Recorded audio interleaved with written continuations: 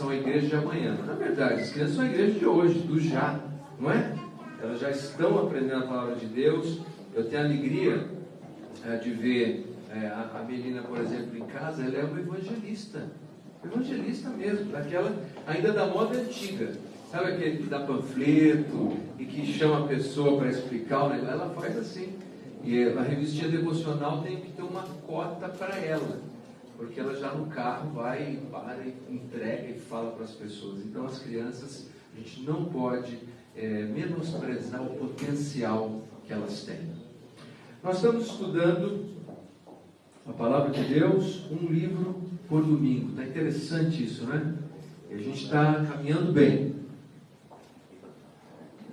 Vou me organizar aqui, porque eu tenho algumas ferramentas de ilustração nessa manhã. Vamos ver se eu consigo utilizar isso. Queria começar te perguntando uma coisa. Quais eram os seus sonhos quando você era mais novinho? Mais novinha? O que você queria ser? Você se imaginava fazendo? Alguns desses sonhos que nós tivemos foram sonhos de crianças e não faziam muito sentido. Mas alguns sonhos que nós tivemos eram sonhos interessantes e possíveis de serem realizados. Mas em algum momento da nossa vida, nós demos ouvidos às pessoas de que aquilo não era possível de ser concretizado. Nós não éramos altos o suficiente para jogarmos basquete, ou não éramos baixos o suficiente para ser rock, e a gente vai acreditando nessas coisas que foram dizendo e colocando. E sabe, nada destrói mais o sonho de alguém do que ficar esperando o dia quando tudo estiver certo, no lugar certo, da maneira certa. Quando tiver todos os recursos possíveis, quando todas as nossas limitações e imperfeições se forem, e quando estivermos, finalmente estivermos, acima de qualquer crítica. Se você escolher esse caminho, você nunca terá um sonho concretizado. Nunca. Você nunca se casará, você nunca terá filhos, você nunca criará os seus filhos, porque todos nós estamos sujeitos ao escrutínio do outro, à crítica do outro, à avaliação do outro. Se você ficar esperando esse dia quando não mais tiver, a vida vai passar e você nunca vai atingir esse sonho. Nessa manhã eu queria falar com vocês sobre uma pessoa que eu consigo ler implicitamente na biografia dele que ele tinha um sonho muito interessante. O sonho de ser um sacerdote. E eu digo isso porque para ser sacerdote em Israel não era uma questão apenas da vontade de ser. Era preciso nascer na família certa.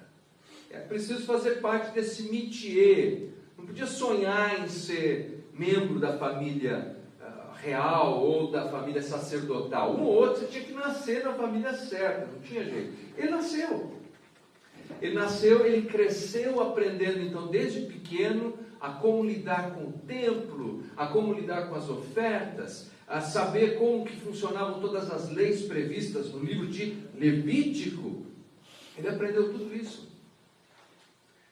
Mas, aos 25 anos de idade, todo este sonho, todo esse projeto de vida lhe foi tirado de maneira violenta. O nome dele, Ezequiel. Se você tem a Bíblia em suas mãos, eu gostaria que você abrisse, por favor, no livro conhecido como o livro do profeta Ezequiel.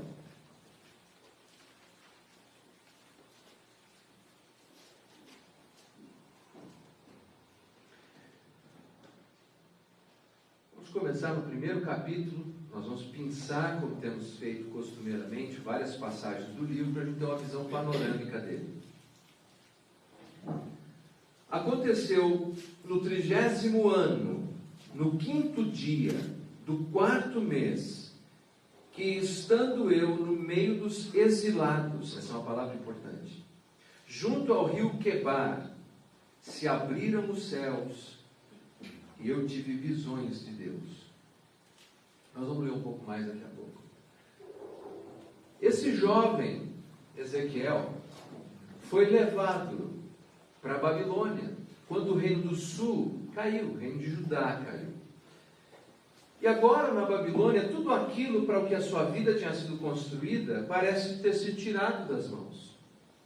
Para que serve um sacerdote sem templo? Para que serve um sacerdote longe de Jerusalém? Para que serve um sacerdote longe do Rio Jordão e às margens do Rio Quebar? Para que serve? Todas as circunstâncias apontavam para o simples fato de que os sonhos, tudo aquilo para o que a vida dele tinha sido projetada, já tinha virado cinza, pó, não voltaria mais, acabou. Como diz o jovem, game over. Acabou. E o sacerdote, ele iniciava a sua carreira exatamente aos 30 anos de idade. E aqui me parece que 5 anos se passaram e ele está distante da sua terra, distante do seu sonho, distante do seu projeto, dos seus objetivos, dos seus desejos e anseios.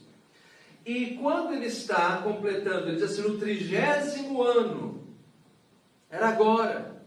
Talvez ele estava pensando, puxa, hoje se eu estivesse lá em Jerusalém, se eu estivesse lá em Jerusalém completando o meu 30º aniversário, hoje seria o dia que eu assumiria a minha função sacerdotal, mas estou tão longe de Jerusalém, estou tão longe da possibilidade de concretizar aquele sonho. Como muitos de nós tivemos sonhos, e não apenas alguns não concretizaram os seus sonhos, como outros viram os seus sonhos se tornarem em pesadelos.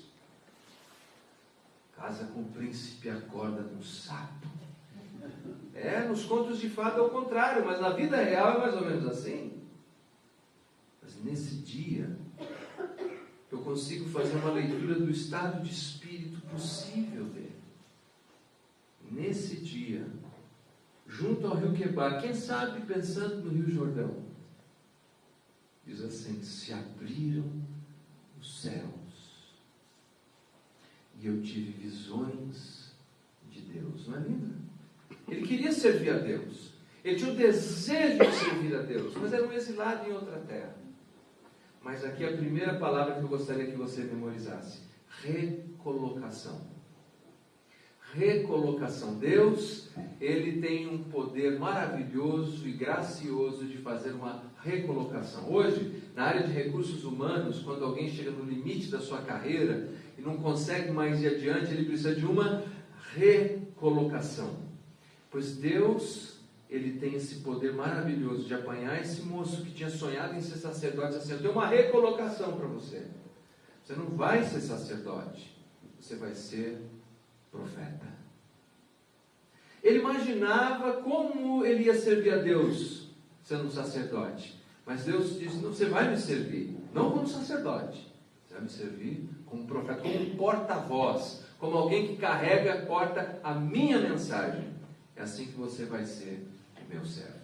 E aí o texto diz algo importante, diz assim que ele teve visões de Deus. O profeta Ezequiel inaugura um novo profetismo, chamado profecia apocalíptica. A profecia apocalíptica é aquela que faz uso de figuras de linguagem e de imagens, e por isso não é muito fácil saber quando é que ele está tendo uma visão, ou quando aquilo está acontecendo. E segundo, não é muito fácil entender o sentido das visões que ele está tendo.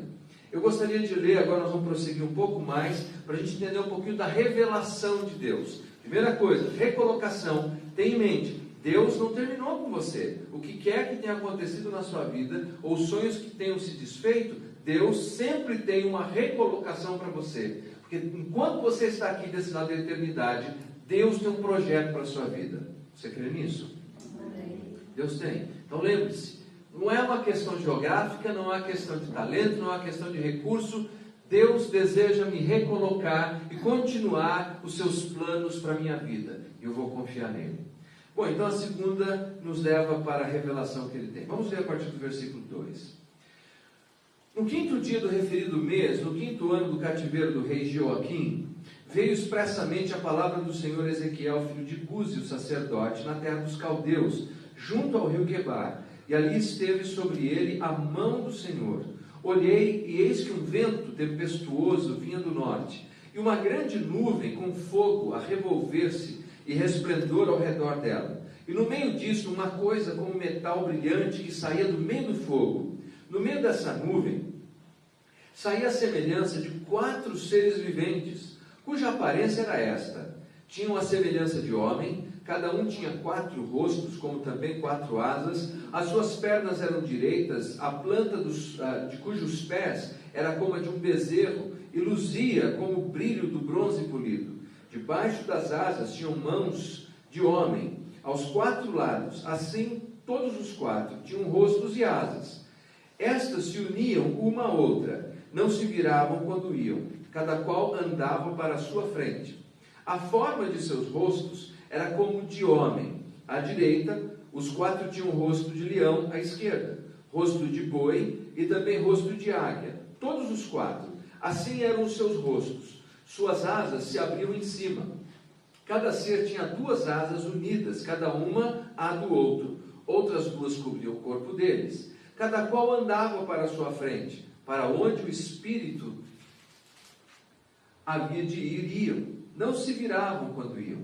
O aspecto dos seres viventes era como carvão em brasa, a semelhança de tochas. O fogo corria resplandecente por entre os seres, e deles saíam relâmpagos. Os seres viventes zigue-zagueavam à semelhança dos relâmpagos. Agora vamos em frente. Vamos ver aqui a partir do versículo 22. Sobre a cabeça dos seres viventes havia algo semelhante ao firmamento, como cristal brilhante que metia medo, estendido por sobre a sua cabeça. Por debaixo do firmamento estavam estendidas as suas asas, e de uma direção a de outra, cada um tinha outras 2 asas com que cobriam o rosto, e de um e de outro lado. Andando eles, ouvi o tatalar de suas asas, como o rugido de muitas águas, como a voz do Onipotente. Ouvi o estrondo tumultuoso, como o tropel de um exército. Parando eles, baixavam as asas. Veio uma voz de cima do firmamento que estava sobre a sua cabeça. Parando eles, abaixavam as asas. Por cima do firmamento que estava sobre a sua cabeça, havia algo semelhante a um trono. Como uma safira, sobre uma espécie de trono, estava sentada uma figura semelhante a um homem. Via como metal brilhante, como fogo ao redor dela, desde os seus lombos e daí para cima, e desde os seus lombos e daí para baixo. Via como fogo e um resplendor ao redor dela, como o aspecto do arco que aparece na nuvem em dia de chuva. Assim era o resplendor em redor. Esta era a aparência da glória do Senhor. Vendo isso, caí com o rosto em terra e ouvi a voz de quem falava. Que visão, hein? O Leonardo, que já é quase um pré-adolescente, e eu oro que Deus me dá a graça para que ele seja um ótimo pré-adolescente e adolescente. Ele de vez em quando ele vai descrever alguma coisa interessante, diz assim: pai, isso é muito louco. Aqui um negócio que é muito louco. Essa visão do Ezequiel é muito louca. Tanto é que alguns teólogos modernos acreditam que ele sofria de algum tipo aqui de alucinação, de catalepsia, alguma coisa aqui. Alguns chegam a afirmar que ele estava usando alucinógenos. Vocês acreditam nisso? Porque, como eu disse, é uma visão apocalíptica. Vamos ver se a gente consegue sintetizar e ter uma ideia do que está acontecendo aqui. Ele tem uma visão de seres, 4 seres. Cada ser tem 4 rostos. Um rosto é de homem, outro é de leão, outro é de águia e outro é de boi. Quer dizer que cada ângulo que ele olha para essa figura, ele vê um rosto diferente. E eles têm asas, e têm mãos, e tem pés direitas, quer dizer assim, como um homem, mas tem a base como se fosse de uma cabra, porque a cabra, quando sobe a montanha, vocês já viram uma cabra montanhesa? Ela tem um equilíbrio incrível.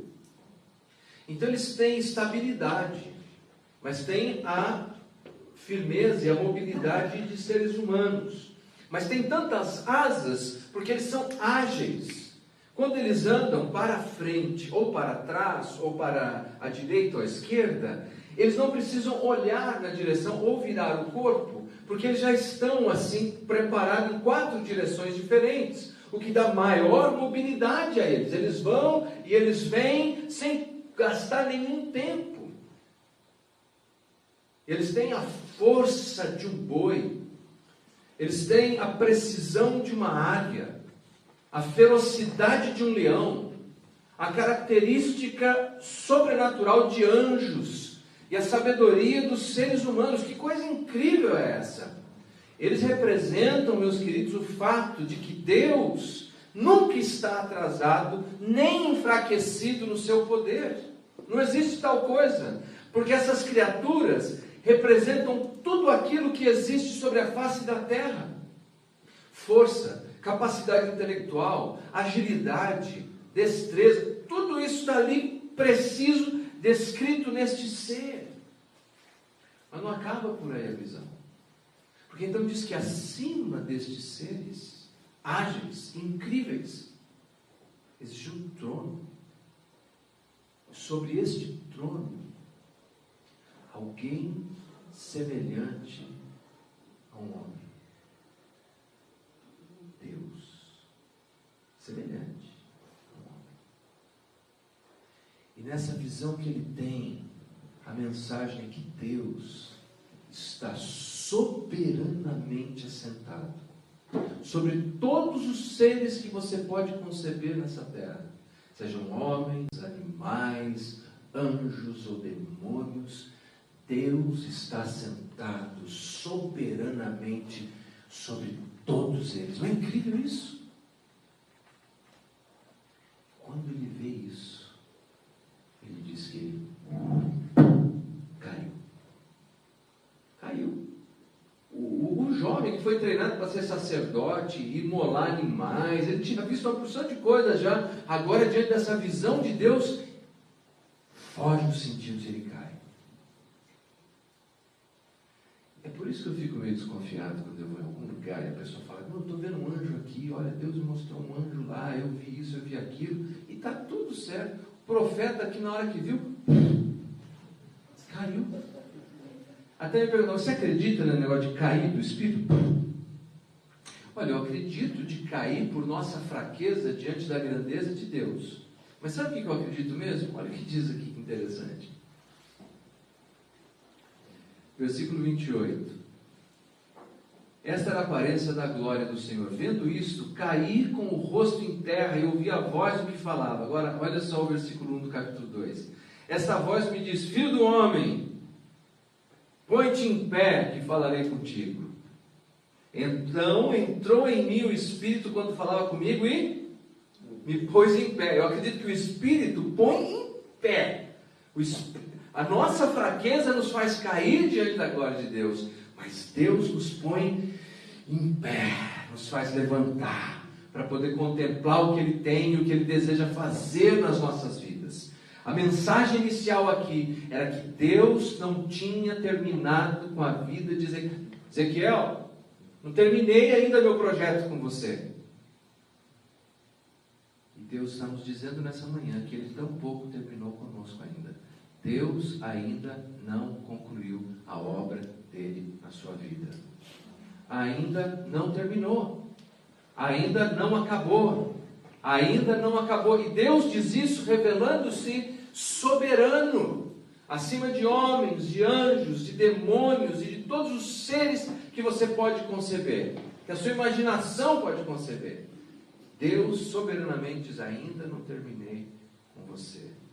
Você acredita nisso? Essa é a resposta. Esse jovem, então, é vocacionado por Deus para ser o profeta. Então nós temos a sua recolocação de sacerdote a profeta, e agora a revelação que ele tem. Deixa eu falar um pouco mais das revelações dele, gente. Deus então atribui a ele não apenas a capacidade de falar em nome de Deus, mas ele precisa transmitir a mensagem de Deus de maneira artística e criativa. Mas uma informação a mais antes de adiante. Você notou que entre esses seres criados e o trono, ele diz que viram rodas. Você viu ele dizendo isso? Tem rodas. Rodas. e que essas rodas, eu tinha uma roda melhor para ilustrar, mas sumiu lá em casa, que eu descobri com quem que está. Então a roda girava, ele diz assim, nessa direção. Mas ele diz que dentro dessa roda que girava nessa direção, esse aqui é do ramo da engenharia, né? Tinha uma outra que girava nessa direção, dentro. E que a roda então fazia com que fossem para a frente, fossem para trás, fossem para a direita e para a esquerda, mas também ângulo, igual o bispo anda no tabuleiro de xadrez, a roda também andava em todas essas direções. Não é fascinante? E isso estava debaixo do trono de Deus. Até então, todas as visões que tinham tido do trono de Deus, Isaías, por exemplo, uma grande visão, santo, santo, santo é o Senhor dos exércitos, toda a terra está cheia da sua glória. Porque aquilo não é uma canção, é uma declamação que vai aumentando, aqueles seres incríveis. Mas o trono do Senhor está em Jerusalém, no templo em Jerusalém, fixo. A visão de Ezequiel agora é que o trono de Deus tem rodas que giram em todas as direções. E por assim dizer, Deus resolveu o problema de mobilidade divina. O que quer dizer isso? Que Deus não está só em Jerusalém, mas o trono de Deus é móvel. E Deus não é só soberano, mas Deus é onipresente. Deus está conosco em todos os lugares. E Deus está conosco em todas as circunstâncias. Deus estava com Ezequiel em Jerusalém, quando ele caminhava no templo, ainda cambaleante como menino. Deus está com o homem Ezequiel às margens do rio Quebar. Deus está conosco nos bons momentos da vida, mas também nos maus momentos da vida. Deus está presente. Veja que os símbolos aparentemente complexos têm explicações simples, mas extremamente poderosas para as nossas vidas. Deus não está preso à geografia em algum lugar. Deus é soberano e Deus é onisciente. Então a comissão de Deus para ele é a seguinte. Eu não sei quanto tempo eu estou falando já, gente. Estou falando muito tempo? Não? Ainda dá mais um pouquinho, né? Então, olha, Deus dá a ele a atribuição de não só verbalizar a mensagem, mas criativamente, didaticamente, transmitir a mensagem. Aqui como é que ele tinha que fazer? Não era fácil ser profeta, não. Algumas coisas que ele teve que fazer. Ele teve que se deitar por 390 dias de um lado só do corpo. Não quer dizer que ele ficou os 390 dias. Por exemplo, vamos imaginar um local público. Ele ia até esse local público e deitava daquele lado. Todos os dias, por 390 dias. E depois, 40 dias do outro. Aquilo para transmitir para o povo, dizendo assim, esses são os dias que representavam anos, que vocês pecaram contra o Senhor, e por isso vocês vão ser disciplinados por Deus. Outra coisa que ele teve que fazer foi uma maquete. Ele fez uma maquete de barro, de argila, de Jerusalém. Começou a fazer de manhã, numa época que não tinha Facebook, não tinha internet, não tinha televisão. Então você vê alguém fazendo uma maquete em local público, era extremamente atrativo. E as pessoas estavam ali, o que ele está fazendo? O que ele está fazendo? E ele ia fazendo, esculpindo e construindo uma maquete de Jerusalém. E depois ficou tudo bonitinho, todo mundo, olha que coisa linda que ele fez. Eles falam, que artista! Deixou secar no sol. No fim do dia, quando estava tudo sequinho, ele foi até lá e quebrou tudo. Jerusalém vai cair. Por quê? Porque o povo acreditava que a coisa não era tão ruim como parecia ser. Que os profetas de Deus tinham exagerado. Isso nos leva a um terceiro item importante, que era o fato de que Deus iria retribuir a Jerusalém o tipo de comportamento que Jerusalém tinha tido. A retribuição divina. Deus estava dizendo, vocês estão zombando de mim. Vocês acham que eu não sou um Deus justo? Um Deus que é soberano, um Deus que é onisciente, mas um Deus que é justo. Jerusalém vai cair. O que acontece é que quando os babilônios assumiram o controle político de Jerusalém, 10 mil pessoas foram levadas para o exílio. membros da aristocracia, a nata da sociedade, mas o povão ficou fazendo as mesmas coisas, aprontando as mesmas coisas. Está vendo? Não é tão ruim como parecia. Mas agora ele fez a maquete, Jerusalém vai cair. Não brinque com Deus, Jerusalém vai cair. Mas não apenas isso, Deus disse a ele para fazer uma outra coisa. Ele tinha que apanhar a barba, e talvez essa seja uma ilustração prática daqui a uns dias, estou esperando um pouco. Ele teve que raspar a barba, raspar o cabelo, e aí um pouco da barba ele jogou no ar, e um pouco ele cravou uma espada, um pouco ele queimou. Ele disse assim: Jerusalém vai cair. Isso aqui tudo, ó, representa Jerusalém. E o povo ficava assistindo essa dramatização da mensagem. Outra coisa que ele fez foi o seguinte: quando a mulher dele morreu, quando Jerusalém foi sitiada, Deus disse a ele que não chorasse. Era uma maneira de mostrar a indignação divina na relação com o povo por causa dos seus pecados. Difícil, emocionalmente difícil. Mas ele teve que entrar num buraco, na muralha, para mostrar o que o rei faria. Mas a pior de todas, na minha opinião, foi a seguinte: lá, você sabe que o pão era o alimento básico, é como se fosse o nosso arroz e feijão. E para fazer pão, eles usavam uma pedra que era aquecida com algum combustível, por exemplo, madeira. E sobre a pedra eles preparavam o pão para consumo. Mas quando era um período de grande escassez, naquela região não tem muita madeira. Então eles tinham que usar qualquer coisa que encontrassem pelo caminho para usar como combustível. E Deus chamou o profeta e disse assim: você vai usar excremento humano para assar o seu pão. É isso mesmo, gente. É isso aí que vocês entenderam. Excremento humano para assar o seu pão. Era para ele colocar e mostrar a escassez que o povo de Jerusalém viveria. Chegaria num ponto tão profundo de angústia e miséria que eles usariam excrementos humanos para cozinhar. Mas é interessante que o profeta reclamou com Deus. Falou: Deus, aí não dá. Essa daí, esse script, essa aí não dá. E aí, esse Deus que é soberano, onipresente e justo, é também flexível. Ele falou: não, tudo bem. Usa excremento de vaca, então. E foi o que ele fez.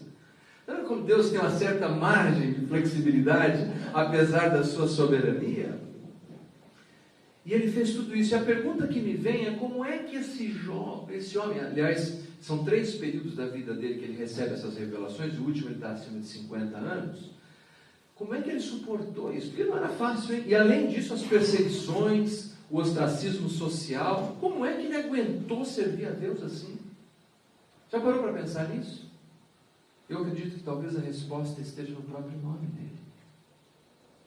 Ezequiel significa Deus fortalece. Deus fortalece. Gostei do que o irmão Isaías falou na abertura, do nosso desejo, deve ser assim. A gente viver uma vida íntegra, santa, da gente ir adiante, em frente às lutas. Mas às vezes a gente não se sente como quem não tem força. Não é? Mesmo diante de um pecado, diante de uma tentação, a gente se sente como quem não tem mais força. Aí a gente tem que lembrar do Ezequiel. Deus fortalece. Deus fortalece. As profecias dele acabaram por mostrar então que Deus retribuiria Jerusalém. Jerusalém cairia. Não brinque, não fique brincando com isso, porque vai cair. Mas é interessante que Deus não apenas retribuiria Jerusalém, mas Deus faria uma outra coisa. Ele revidaria por Jerusalém as nações ao redor. Aquelas nações que zombaram quando Jerusalém caiu. As nações que zombaram quando eles foram levados no cativeiro. As nações que desejaram que eles fossem completamente espalhados por sobre a face da terra. Deus disse assim: não, agora você, Jerusalém, você fica tranquilo. Você não precisa lutar por isso, porque eu vou fazer justiça com essas nações que zombaram de você. Eu vou fazer juízo sobre aqueles que fizeram isso com você. Não é você não, eu, o Senhor, vou fazer.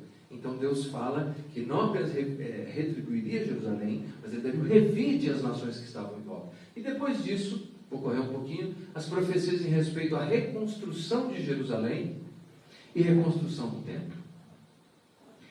Tudo isso parecia muito impossível. Primeiro parecia impossível que Jerusalém caísse.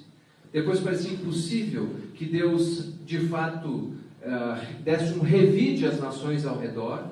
E aí, então, parecia impossível que Deus reconstruiria Jerusalém, e restauraria Jerusalém, e reconstruiria o templo.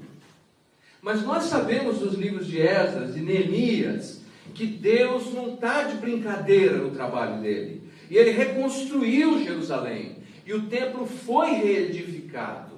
E o povo voltou para aquela terra.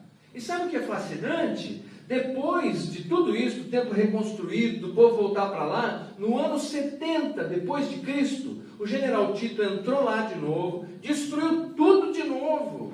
E aí falaram, bom, agora acabou. E os judeus foram de novo espalhados por toda a face da terra. E acreditava-se que era um povo praticamente já extinto na sua etnia e como organismo geopolítico. Não dá mais. 1948, a turma voltou para lá.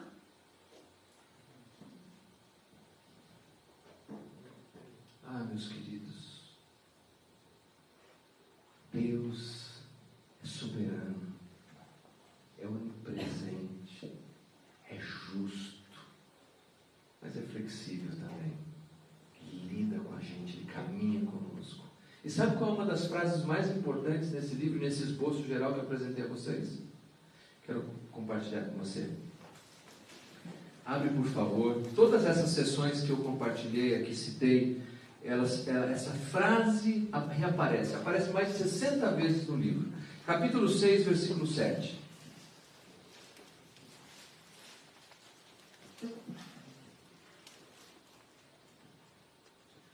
Os mortos, aqui então nós estamos falando daquela revelação de que Deus retribuiria Jerusalém, disciplina, pela disciplina que Deus faria, eles iam saber isso aqui, ó. Os mortos, a espada cairão no meio de vós, para quê?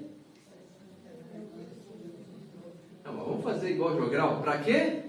Saibais que eu sou o Senhor. A disciplina vem para que vocês saibam, eu sou o Senhor. É como um filho que o pai dá uma disciplina e fala, você vai ficar uma semana sem jogar videogame. Ele me fala, estou nem aí, eu fico aí um mês. Não entendeu a disciplina? Então Deus diz assim, eu vou ser severo com você para que você saiba que eu sou o Senhor, mesmo na minha disciplina. Você tem dono, você tem pai, você tem alguém com quem se relaciona, você não é alguém lançado à sorte. Eu sou teu Deus, eu sou teu Senhor, na disciplina. Vamos para frente. Capítulo 12. Versículo 20. As cidades habitadas cairão em ruínas, a terra se tornará em desolação, e Ela se tornará em desolação, e sabereis que eu sou o Senhor. Sabereis que eu sou o Senhor. Na disciplina, vamos em frente. Vamos ver aqui no capítulo...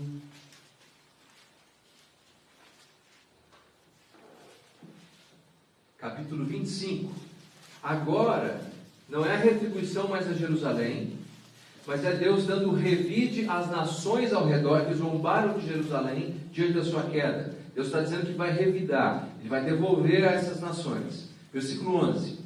Também executarei juízo contra Moabe e os moabitas. E o que acontece? Saberão que eu sou o Senhor. Olha, eu vou tratar com você, Jerusalém, e você vai saber que eu sou o Senhor.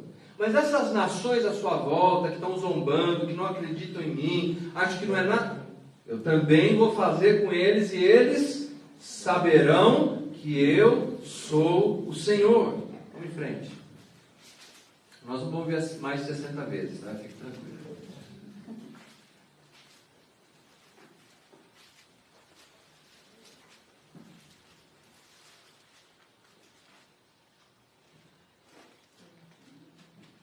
Capítulo 38, versículo 23. Agora já está falando de restauração de Jerusalém e reconstrução do templo. Versículo 23. Assim eu me engrandecerei, vindicarei a minha santidade e me darei conhecer aos olhos de o quê? Muitas nações, e saberão que eu sou o Senhor. Que coisa linda! Primeiro diz assim, Jerusalém, você não me conhece, E eu vou trabalhar com vocês de tal maneira que aí vocês saberão. Ele diz assim, mas a turma que está à sua volta, eles também não acreditam em mim, então eu vou trabalhar na vida deles e eles saberão, vocês saberão, e eles saberão. E depois ele diz assim, quando eu fizer esse negócio de maior proporção e magnitude, então as nações saberão que eu sou o Senhor. Você quer saber que Deus é o Senhor? Você quer conhecer a Deus? Você precisa ter um pouco de paciência.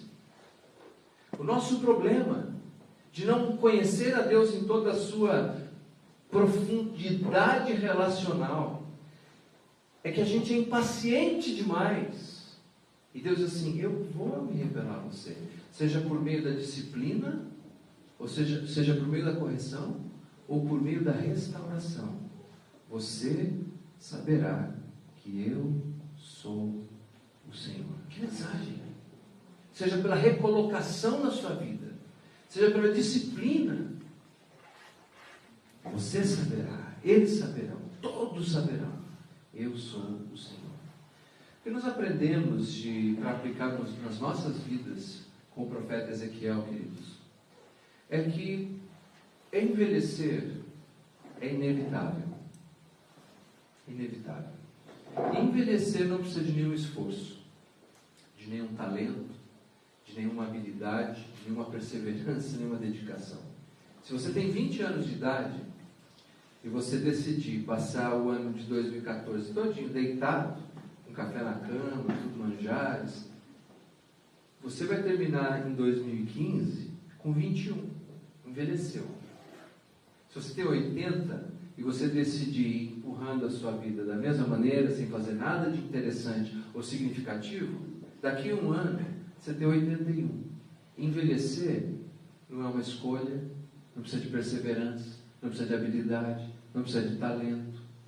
Agora, amadurecer, crescer, tornar-se alguém melhor, tornar-se alguém realmente útil nas mãos de Deus, depende da resposta que nós damos às circunstâncias, e mais importante que isso, da resposta que damos a Deus. A questão é como é que você vai responder quando um sonho, uma circunstância é arranhada ou arrancada das suas mãos. Isso vai determinar se você vai só envelhecer na vida ou se você vai amadurecer na vida. Eu, quando comecei, logo no início lá da minha fé, eu tinha uma certeza: é preciso servir a Deus. Eu quero servir a Deus. Eu tinha 14 anos de idade, fizeram um simpósio de missões na igreja. E eu fui lá no final daquele culto de missões e tinha uma bancada para quem quisesse ser missionário se inscrever. E eu fui até lá. E eu tenho que confessar a vocês que eu não era bom aluno na escola, fui reprovado, e não vou dizer quantas vezes nem que serve. Mas enfim, quando cheguei lá, para me inscrever para ser missionário, a moça olhou assim, 14 anos, falou: menino, até que série você estudou? Eu falei, não vou dizer qual. Vai trabalhar, menino, vai estudar. Você não serve para ser missionário, não. Uma sinceridade anglo-saxônica. Eu saí, gente, até torto. Acho que é de lá que eu fiquei com essa escoliose. Eu saí assim. É duro você ouvir um negócio desse. Menino, você não serve.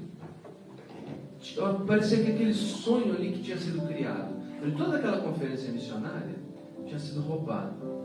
Eu saí, olha, down. Mas como é bom ser cristão? A gente quebra o pau, a gente se reconcilia, porque isso é a essência de viver em igreja. É brigar, é ter diferença, é reconciliar e escolher crescer e amadurecer, e não apenas envelhecer. Aí, nessa troca de experiência, pessoas vieram ao meu encontro e foram me encorajando. Eu disse: calma, Leandrão, não é o fim das coisas, não há apocalipse sinal na sua vida, não, rapaz. Deus ainda vai te usar. Tinha 14, Deus ainda vai te usar. Sabe, gente, hoje eu tenho alegria. Eu estou dizendo isso como irmão, sem confetagem, rasgação de seda ou pintar minha biografia. Até hoje, na região que eu queria ser missionário, que era a região ribeirinha, eu queria ir lá viver no meio dos pescadores, nos vilarejos, anunciar lá para eles. Até hoje ouvem os meus programas de rádio via ondas curtas naquela região lá. Até hoje. E quando eu estava ano passado pregando lá na região amazônica, veio um rapaz falar comigo. Ele disse assim: olha, Leandro, eu vivi 7 anos em completo isolamento. Só eu e a minha família. Porque a densidade demográfica é muito baixa. Por isso que não tem igreja. E talvez não vai ter. Porque assim, é uma família aqui, quilômetros, a outra família lá. E ele disse assim: olha, Leandro, lá o que nos alimentava espiritualmente era um rádiozinho que a gente tinha com bateria solar. E eu ficava ouvindo lá o seu programa. Eu ficava orando e pedindo a Deus que me desse uma oportunidade de um dia te conhecer. E aí, no final daquele culto, estava aquele moço falando comigo, moção, já agora morando na cidade. Ele falou assim: eu posso tirar uma foto com você? Eu falei: rapaz, eu é que quero tirar uma foto com você. Que você não imagina como depois de tantos e tantos anos, o que você está me dizendo hoje é um encorajamento tão grande. A gente tem um sonho, a gente sonha com algumas coisas. Mas Deus, meus queridos, tem sonhos muito maiores e melhores. Mas a gente precisa decidir responder a Deus. Não apenas às circunstâncias, mas a Deus. Dizer: Senhor, não importa, eu estou aqui para te servir. E pode me recolocar. E pode agir. Porque no final o que importa é saber que o Senhor é Deus. Vamos ficar em pé.